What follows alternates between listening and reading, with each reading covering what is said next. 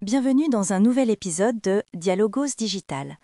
Aujourd'hui, nous explorons Fahrenheit 451 2018, l'adaptation contemporaine de Ramin Bahrani qui transpose la dystopie de Ray Bradbury au cœur de notre ère numérique.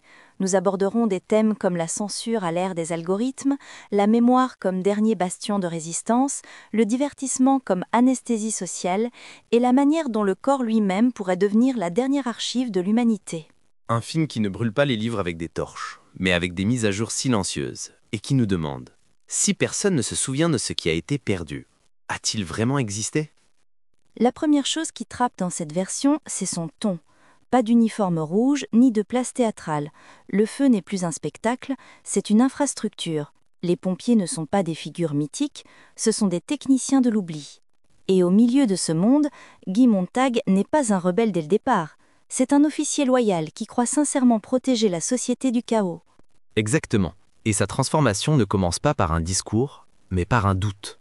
Ce doute naît lorsqu'il voit une femme choisir de brûler avec ses livres plutôt que de vivre sans eux.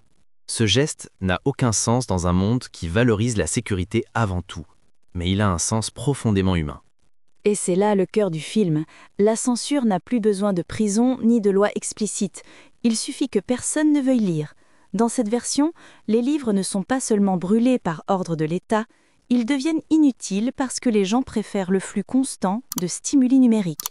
Les murs parlants de Bradbury deviennent des écrans omniprésents, des fils personnalisés, des notifications qui remplacent la réflexion par la réaction immédiate. C'est glaçant à quel point c'est actuel. Nous vivons dans un monde où des millions de mots sont publiés chaque seconde, mais presque rien n'est retenu le lendemain. N'est-ce pas une forme de brûlage de livres sans feu ? Absolument. Le film suggère que la vraie menace n'est pas la technologie elle-même, mais notre volonté de lui abandonner notre attention, notre mémoire et finalement notre jugement. Le divertissement constant n'est pas un luxe, c'est un outil de contrôle. Car tant que vous êtes distrait, vous ne questionnez pas. Tant que vous réagissez, vous ne pensez pas. Et dans ce contexte, ce souvenir devient subversif. Il ne s'agit pas de collectionner des livres, mais de préserver la capacité à penser par soi-même. C'est pourquoi les hommes-livres du roman original deviennent ici quelque chose de plus symbolique. Ils n'apprennent pas les textes par cœur, ils encodent des fragments de littérature dans l'ADN d'un oiseau. C'est l'un des virages les plus audacieux. Le corps comme archive numérique, ou plutôt post-numérique. Quand les serveurs peuvent être effacés et que les nuages disparaissent, où réside la culture ? Le film propose qu'elle puisse résider dans ce qui ne peut être piraté, la biologie, le code génétique, ce qui pulse au-delà des données. Mais il y a aussi une mélancolie profonde. Montag ne renverse pas le système. Il s'enfuit. Il emporte un verre, pas une révolution. Est-ce de l'espoir ou de la résignation ? Je crois que c'est un espoir humble. Le film ne croit pas aux rédemptions épiques, il croit à la persistance.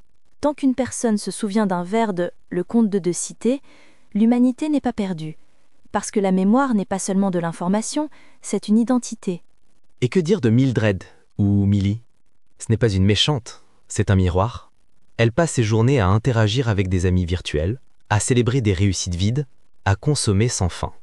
Sa vie est une succession de moments conçus pour éviter le vide. Et c'est précisément pour cela qu'elle est vide. Elle incarne l'aliénation moderne, non par oppression, mais par consentement. Personne ne l'oblige à fixer les écrans. Elle choisit de ne pas regarder en elle-même.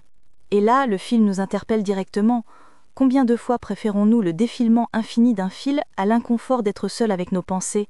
Beatty, le capitaine, est encore plus troublant. Il n'est pas ignorant, c'est un intellectuel qui choisit l'ignorance collective. Les gens ne veulent plus penser. Ils veulent sentir, réagir, partager. Son argument résonne dans une ère de l'heure numérique, d'algorithmes qui renforcent nos croyances et de débats réduits à des émojis. Beatty n'a pas horreur des livres, il les craint, parce qu'il sait qu'une fois qu'on commence à penser, on ne peut plus jamais être heureux avec la surface. Et dans cette peur, il reconnaît sa propre complicité. Lui aussi a été séduit par le système, et le défend désormais comme la seule voie vers la paix. À la fin, le film n'offre pas de solution, seulement une question. Qu'est-ce que nous sommes prêts à brûler pour nous sentir en sécurité ? Et qu'est-ce que nous sommes prêts à retenir pour rester humains ? Merci de nous avoir accompagnés dans cet épisode de Dialogos Digital. Nous nous retrouverons dans notre prochaine analyse où nous continuerons d'explorer les frontières entre science, conscience et cinéma.